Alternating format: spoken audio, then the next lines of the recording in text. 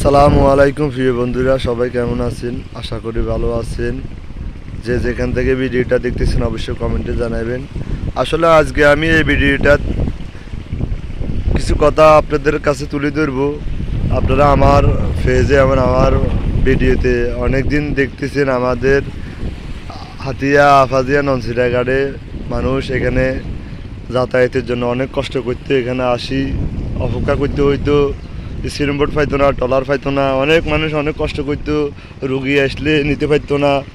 আলহামদুলিল্লাহ দেশ স্বাধীন হওয়ার পরে এখন দেখতেছেন আপনারা বর্তমানে একটা লোকও কোনো অপেক্ষাতে নাই। সিরমবোর্ড যাইতেছে আসতেছে, তারপর ট্রলার যাইতেছে আসতেছে, সিটাক আছে, সিটাক দৈনিক 2 বার করে আসা যাওয়া করতেছে। আলহামদুলিল্লাহ পরিবেশ খুব সুন্দর। আমি আমার এই ভিডিওতে আপনাদেরকে দেখাইতেছি। একজন লোক উত্তর মাথা দিয়ে এমন দিয়ে নোয়াখালী যাওয়ার উদ্দেশ্যে অপেক্ষা করা লাগে না, কারণ 24 ঘন্টা ট্রলার চলতেছে, সিরমবোর্ড চলতেছে, সিটাক চলতেছে। অসংখ্য ধন্যবাদ সবাইকে। যে যেখান থেকে ভিডিওটা দেখতেছেন অবশ্যই কমেন্টে জানাবেন।